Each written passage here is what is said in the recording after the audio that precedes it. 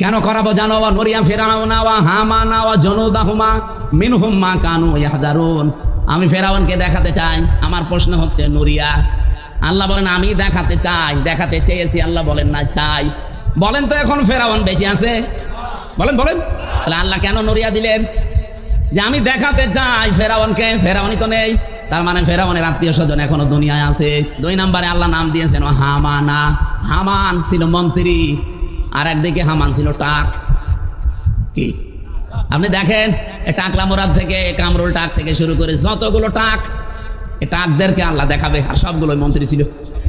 হয়তো আল্লাহ সরাসরি এখানে কামরুল টাকের নাম দেয়নি, মোরাদ টাকলার নাম দেয়নি, হামানের নাম দিয়েছে।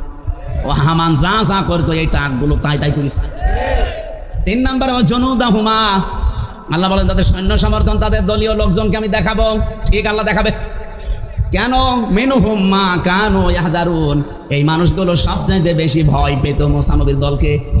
এই 54 বছরে এই দেশে ইসলামপন্থী কোন দলকে জালেমরা এত ভয় পায় না যত ভয় পায় জামাতার শিবিরকে।